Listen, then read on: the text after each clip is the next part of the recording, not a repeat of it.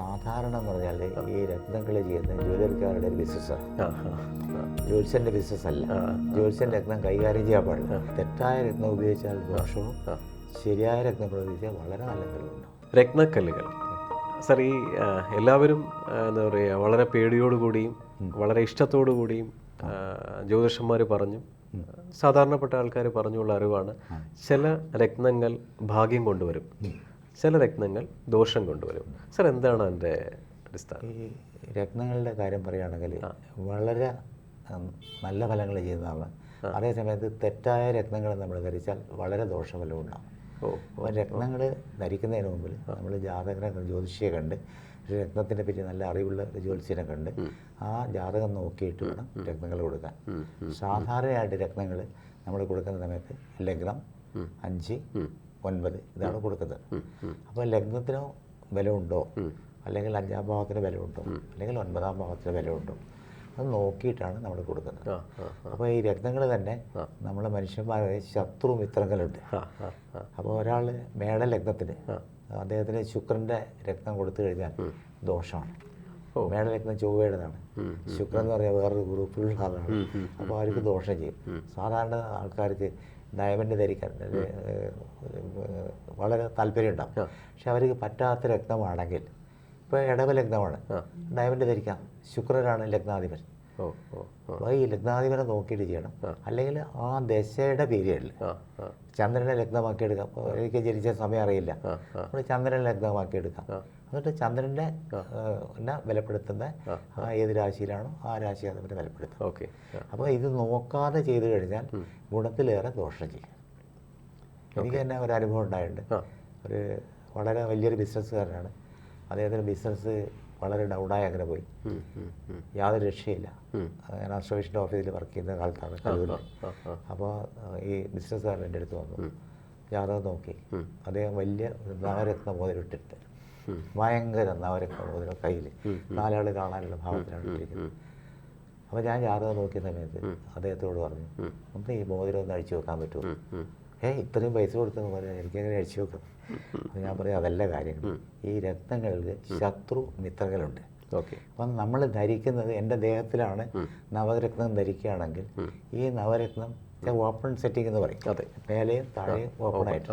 അപ്പോൾ 9 രത്നങ്ങൾ ഓപ്പണായിട്ട് എൻ്റെ ദേഹത്തിൽ ധരിക്കുകയാണെങ്കിൽ ഈ വേറെ ഈ അനുകൂലമല്ലാത്ത ദശ വരുന്ന സമയത്ത് ഈ രത്നങ്ങൾ തമ്മിലൊരു യുദ്ധം നടക്കും. ഗ്രഹയുദ്ധം, രക്തയുദ്ധം. ആ യുദ്ധം നടക്കുന്ന സമയത്ത് എഫക്റ്റ് കളിക്കാൻ എനിക്കാം. എൻ്റെ ദേഹത്തിലാണ് ധരിച്ചിരിക്കുന്നത്. ഞാൻ ഡോക്ടറെ അടുത്ത് പോയി, രോഗമൊന്നുമില്ല, മരുന്നിൻ്റെ ആവശ്യമൊന്നുമില്ല. പിന്നെ വേറെ ഡോക്ടറെ അടുത്ത് പോയി, ഡോക്ടർക്ക് പൈസ കൊടുത്ത് അവസാനം മുടിഞ്ഞ സമയത്താണ് എൻ്റെ അടുത്ത് ഇദ്ദേഹം വരുന്നത്. ഇദ്ദേഹം വലിയൊരു ബിസിനസ്സാണ്, കൂടുതൽ അറിയപ്പെടുന്നൊരു ബിസിനസ്സാണ്, പേര് ഞാൻ പറഞ്ഞില്ല. അപ്പോൾ ഇത് മാറ്റി കഴിഞ്ഞു. ഞാൻ അദ്ദേഹത്തിന് യുക്തമായ ഒരു രത്നം കൊടുത്തു, അത് മേടിച്ചിട്ടുള്ളൂ. ഇത് കൊടുക്കുകയോ ഡിസ്പോസ് ചെയ്യുകയോ എന്തെങ്കിലും ചെയ്തു കൊടുക്കും. അതേ രത്നം ഇട്ട് 2 മാസം കഴിഞ്ഞിട്ട് എൻ്റെ അടുത്ത് വന്നു, നമസ്കാരം, വളരെ ഉപകാരം, ഞാൻ ഒരിക്കലും മറക്കില്ല. വളരെ പുള്ളി പൂർവാധികം സന്തോഷത്തോട് തന്നു. അപ്പോൾ രത്നത്തിന് നമ്മൾ തെറ്റായ രത്നം ഉപയോഗിച്ചാൽ ദോഷവും, ശരിയായ രത്നം ഉപയോഗിച്ചാൽ വളരെ നല്ല ഫലമുണ്ടാകും. നല്ലപോലെ സ്റ്റഡി ചെയ്ത് കഴിഞ്ഞാൽ നല്ല റിസൾട്ട് ഉണ്ടാകും. അതെ, വളരെ നല്ല ഇൻഫർമേഷൻ സാർ. വളരെ എഫക്റ്റ്. അതെ സാർ, അതുപോലെ ഈ ചില നക്ഷത്രക്കാർക്ക് ഇപ്പോൾ ചിലർ 2ഉം 3ഉം രത്നങ്ങൾ കയ്യിലിട്ടേക്കുന്ന കണ്ടിട്ടുണ്ട്. അപ്പോൾ ചില ചോദിക്കുമ്പോൾ പറയും, ഇത് ഞാൻ എൻ്റെ നക്ഷത്രം വെച്ചിട്ടതാണ്, ജോത്സ്യൻ പറഞ്ഞതാണ്, ഇതെൻ്റെ ദശ, ഈ ദശയായതുകൊണ്ട് ഇട്ടതാണ് എന്ന് പറയുന്നുണ്ട്. ഈ നക്ഷത്രത്തിനും ദശയ്ക്കും സെപ്പറേറ്റ് രത്നങ്ങൾ ഉപയോഗിക്കേണ്ട ആവശ്യമുണ്ടോ? അല്ല, സാധാരണ എന്ന് പറഞ്ഞാൽ ഈ രത്നങ്ങൾ ചെയ്യുന്ന ജ്വല്ലറിക്കാരുടെ ഒരു ബിസിനസ്സാണ്. ജ്യോത്സ്യൻ്റെ ബിസിനസ് അല്ല. ജ്യോത്സ്യൻ രത്നം കൈകാര്യം ചെയ്യാൻ പാടില്ല. രത്നം ചെയ്ത് കൊടുക്കുക അല്ലാതെ രത്നങ്ങൾ സൂക്ഷിച്ചിട്ട് ജ്യോത്സ്യൻ നോക്കാൻ പാടില്ല. അത് ഒരു കച്ചവടം. ജ്യോതിഷവും ഒരു ദൈവാധീനം കൊണ്ട് ചെയ്യുന്നതാണ്. ബിസിനസ് വേറൊരു ദൈവാധീനമാണ്. ഇത് രണ്ടും കൂടി മിക്സ് ചെയ്യാൻ പറ്റും. അപ്പോൾ സാധാരണ ജ്വല്ലറി പോയി കഴിഞ്ഞാൽ എൻ്റെ ബർത്ത് സ്റ്റോൺ എന്ന് പറഞ്ഞിട്ട് അത് ചന്ദ്രനെ ബലപ്പെടുത്തും. നോർത്ത് ഇന്ത്യയിൽ പോയ സൂര്യനാണ് നോക്കുന്നത്. നോർത്ത് ഇന്ത്യയിൽ സൂര്യനാണ് പ്രാധാന്യം കൊടുക്കുന്നത്. നമ്മുടെ സൗത്ത് ഇന്ത്യയിലൊക്കെ ചന്ദ്രനാണ്. അതാണ് ബർത്ത് സ്റ്റോൺ. പിന്നെ പറയുന്നത് എന്താ വെച്ചാൽ, സ്ത്രീകൾക്കൊക്കെ ഈ രക്തം, ഡയമണ്ട്, വജ്രം അത് ഉപയോഗിക്കാൻ താല്പര്യം കൂടുതലാണ്. അവർക്ക് പറ്റാത്തതാണെങ്കിൽ ബുദ്ധിമുട്ടുണ്ടാവും. പിന്നെ ഒരു ദശ വന്നു, അപ്പോൾ ആ ദശാനാഥനെ ബലപ്പെടുത്താം. ദശാനാഥൻ എവിടെ പോയി നിൽക്കുന്നത് നമുക്ക് നോട്ടമില്ല. അപ്പം എൻ്റെ 9, 10 ഭാവാദ്യം ശനിയാണെങ്കിൽ 9 എന്ന് പറയുക ത്രികോണമാണ്, 10 എന്ന് പറയുക കേന്ദ്രം.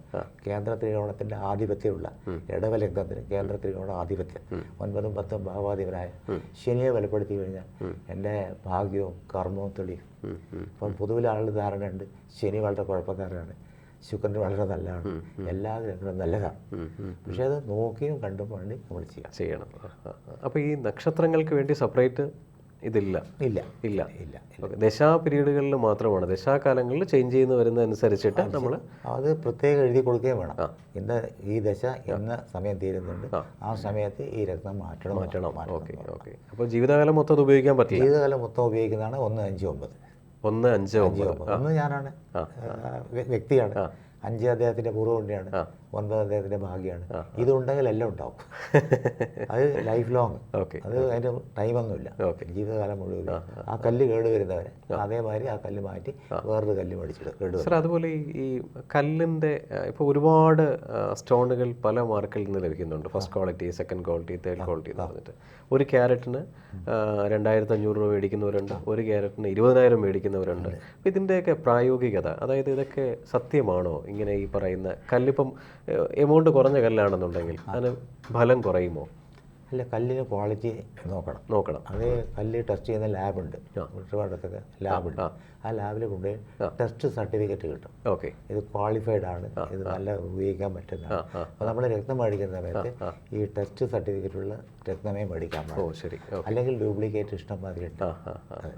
ഇപ്പം മുത്ത് എന്ന് പറയുന്നത് 1 രൂപയുടെ മുത്തും 10,000 രൂപയുടെ മുത്തുമുണ്ട്. പക്ഷേ 10,000 രൂപയുടെ മുത്ത് നമ്മൾ ബാറ്റ് വെച്ചിട്ട് സാധാരണക്കാരൻ 1 രൂപയുടെ ആണ് എടുക്കുക. അതിന് 10,000 രൂപ മറ്റേ ആൾ മേടിക്കുകയും ചെയ്യും. കാഴ്ച, അപ്പിയറൻസ്, നമ്മുടെ അപ്പിയറൻസിലല്ല കാര്യം, അതിൻ്റെ ക്വാളിറ്റിയിലാണ് കാര്യം. ഗുഡ് ക്വാളിറ്റി സെലക്ട് ചെയ്യാം. പിന്നെ രത്നം എന്ന് പറഞ്ഞാൽ സാധാരണ ജ്വല്ലറിക്കാർ ആളെ നോക്കിയിട്ടാണ് രത്നം കൊടുക്കുന്നത്. ഞാൻ കുറച്ച് നല്ല ഫോമിലും നല്ല സോട്ടും കൂട്ടും കിട്ടുമ്പോൾ എനിക്കുള്ള റേറ്റ് വേറെയാണ്, വേറൊരാൾ സാധാരണക്കാരൻ പോയി കഴിഞ്ഞാൽ അദ്ദേഹത്തിന് റേറ്റ് വേറെയാണ്. അപ്പോൾ രത്നത്തിന് നിശ്ചിത ഇതില്ല, ആ കടയുടെ വില, പിന്നെ ചെല്ലുന്ന ആളുടെ യോഗ്യത, അപ്പിയറൻസ്, അത് വെച്ചിട്ടാണ് ചെയ്തത്. അത് തെറ്റാണ്. ഓക്കെ സാർ, ഇപ്പോൾ ഈ പറഞ്ഞ ഇൻഫർമേഷൻസ് വളരെ വാല്യുബിൾ ആണ്, അതായത് എല്ലാവരും ആഗ്രഹിക്കുന്നതാണ്. അതിന് പുറമെ ഈ കല്ല് പല രീതിയിലുണ്ട്, പല കൺട്രിയിൽ നിന്ന് വരുന്നുണ്ട്. ഇപ്പോൾ നമ്മുടെ എസ്പെഷ്യലി ഇന്ത്യൻസ് ഏറ്റവും കൂടുതൽ അടുത്തറിയുന്നത് തായ്ലൻഡിൽ ഒരു ജെമോളജിക്കൽ സർട്ടിഫിക്കറ്റോട് കൂടി വരുന്ന കല്ലിനെ പറ്റി എല്ലാവരും പറയാറുണ്ട്. കുറേ ജ്യോതിഷന്മാർ ഇത് കൊടുക്കുന്നുമുണ്ട്. ഏതാണ് ക്വാളിറ്റി? ഇന്ത്യയിൽ നിന്ന് കിട്ടുന്നതാണോ, അല്ലെങ്കിൽ വേറെ രാജ്യങ്ങളിൽ വരുന്നതാണോ, അതോ തായ്ലൻഡിൽ നിന്ന് വരുന്നതാണോ? തായ്ലൻഡിൽ നിന്ന് വരുന്നതിനാണ് ക്വാളിറ്റി കൂടുതൽ. തായ്ലൻഡിൽ നിന്ന് വരുന്നത് ക്വാളിറ്റി കൂടുതൽ. അത് എന്തുകൊണ്ടാണ് സാർ? എന്തുകൊണ്ടാണ്? ഞാൻ ഭൂമിക്കടിയിൽ വർഷങ്ങളായിട്ട് ഉള്ള ഓരോരോ ഏരിയയിലും രത്നങ്ങളുടെ ശേഖരമുണ്ട്.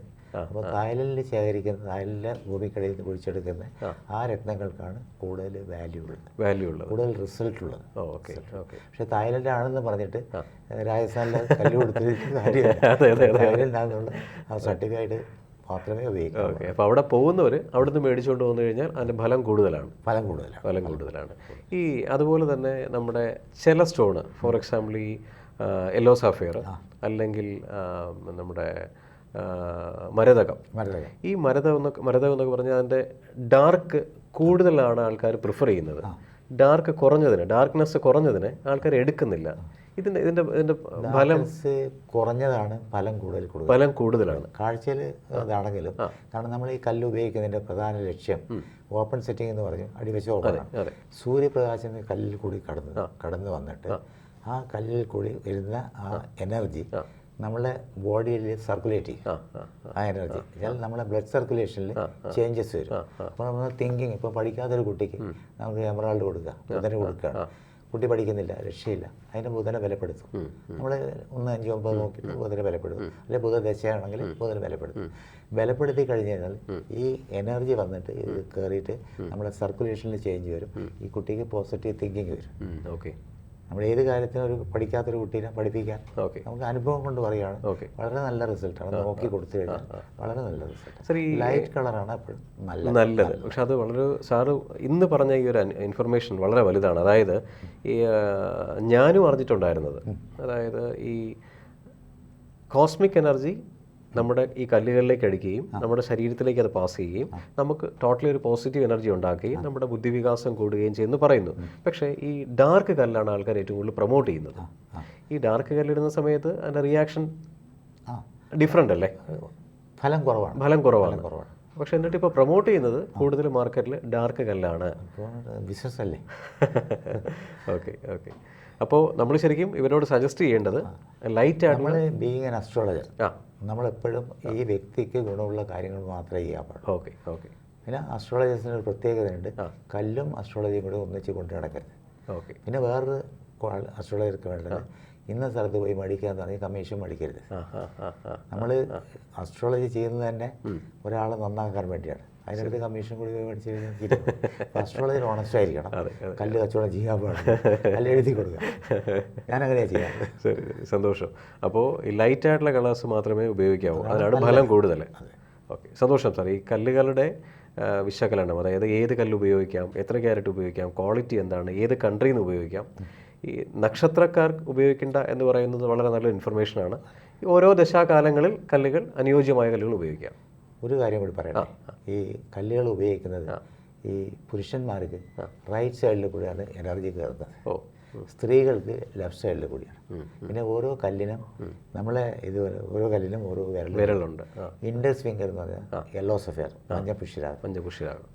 മിഡിൽ ഫിംഗർ എന്ന് പറഞ്ഞാൽ ബ്ലൂ സഫയർ, ഇന്ദ്രനീലം. ഇത് മോതിര വിരൽ എന്ന് പറഞ്ഞാൽ എല്ലാം കോമൺ ആണ്. പിന്നെ എമറാൾഡ് എന്ന് പറഞ്ഞാൽ ചെറുവിരൽ. ഇത് ബുധൻ്റെ മണ്ഡലം, ഇത് കോമൺ ആണ്. ഇത് ശനി മണ്ഡലം, ഇത് വ്യാഴമണ്ഡലം. ആ മണ്ഡലം പോയിട്ട് പുരുഷന്മാർക്ക് ആ പറഞ്ഞ വിരലിൽ തന്നെ കൊടുക്കണം. യെല്ലോ സഫയർ ഒരു പുരുഷന് കൊടുക്കുകയാണ്, വലത് കയ്യിൽ ഇൻഡെക്സ് ഫിംഗറിൽ വ്യാഴാഴ്ച രാവിലെ. യെല്ലോ സഫയർ എന്ന് പറഞ്ഞാൽ വ്യാഴമാണ്. അപ്പോൾ വ്യാഴത്തിൻ്റെ വിലയുള്ള ഫസ്റ്റ് 1 hour വ്യാഴത്തിൻ്റെ കാലഹോര എന്ന് പറയും. ഒരു ദിവസം കാലഹോര എന്ന് പറയുന്നുണ്ട്. സപ്തഗ്രഹങ്ങൾക്കും അർക്ക ശുക്ര ബുധ ചന്ദ്ര മന്ദ ജീവ ധരാസുത, അങ്ങനെ അർക്കം എന്ന് പറഞ്ഞാൽ ഞായറാഴ്ച ഫസ്റ്റ് 1 hour ഞായറിൻ്റെ കാലം, തിങ്കളാഴ്ച ഫസ്റ്റ് 1 hour ചന്ദ്രൻ്റെ, ചൊവ്വാഴ്ച ചൊവ്വയുടെ, ബുധനാഴ്ച ബുധൻ്റെ ഫസ്റ്റ് 1 hour. അങ്ങനെ 8ാമത്തെ മണിക്കൂറിൽ വീണ്ടും വരും, അങ്ങനെ തിരിഞ്ഞു വരും. എപ്പോഴും രാവിലെ എഴുന്നേറ്റ് കുളിച്ച് പ്രാർത്ഥിച്ച് ഇഷ്ടദൈവത്തിനെ പ്രാർത്ഥിച്ച് ദേഹശുദ്ധിയും മനോശുദ്ധിയോടും കൂടി ധരിക്കുക. ഗുരുനാഥന്മാരുടെ അല്ലെങ്കിൽ ദൈവത്തിൻ്റെ അനുഗ്രഹം മേടിക്കുക. സ്ത്രീകളാണെങ്കിൽ ഇടത് കൈയിലാണ് ധരിക്കേണ്ടത്. വിരലൊക്കെ തന്നെ ഇടത് കൈയിലാണ്. പിന്നെ സ്ത്രീകൾക്കൊരു പ്രത്യേകതയുണ്ട്, അവർക്ക് പറ്റാത്ത ഒരു 3-4 ദിവസങ്ങളുണ്ട് ദേഹശുദ്ധി ഇല്ലാത്ത സമയത്ത്. ആദ്യമായിട്ട് ധരിക്കുന്ന സമയത്ത് ദേഹശുദ്ധിയുള്ള ദിവസം കുളിച്ച് പ്രാർത്ഥിച്ച ശേഷം. അപ്പോൾ എനിക്ക് ഈ വ്യാഴാഴ്ച കല്ലിടാൻ പറഞ്ഞു, ഒരു സ്ത്രീയാണ്, പക്ഷെ അവർക്ക് അന്ന് പറ്റാത്ത ദിവസമാണ്. നെക്സ്റ്റ് വീക്കിലേക്ക് മാറ്റുക. പിന്നെ എല്ലാ മാസവും മാറേണ്ട കാര്യമൊന്നുമില്ല. ഫസ്റ്റ് നമ്മൾ ഏത് കാര്യം ചെയ്യുമ്പോൾ ശുഭമുഹൂർത്തം, മനോശുദ്ധി, ദേഹശുദ്ധി, അതാണ് ഉദ്ദേശിക്കുന്നത്. സന്തോഷം സർ, വളരെ നല്ലൊരു ഇൻഫർമേഷനാണ്. നന്ദി, നമസ്കാരം. സമ്പൂർണ്ണ ജാതകം സാധാരണ ജാതകമല്ല, സമ്പൂർണ്ണ ജാതകം 250 രൂപയ്ക്ക് ലഭിക്കും. ABC മലയാളം പ്രേക്ഷകർക്കായുള്ള ഒരു സുവർണ അവസരമാണിത്. നിങ്ങളുടെ ജനന സമയം അടിസ്ഥാനമാക്കി 75 പേജുകൾ അടങ്ങിയ ജാതകം, നിങ്ങളുടെ ഭാവി പ്രവചനങ്ങളും പ്രശ്നപരിഹാരങ്ങളും ഉൾപ്പെടെ 250 രൂപയ്ക്ക് ലഭിക്കുവാൻ താഴെ കാണുന്ന നമ്പറിൽ മെസ്സേജ് അയയ്ക്കുകയോ വിളിക്കുകയോ ചെയ്യുക.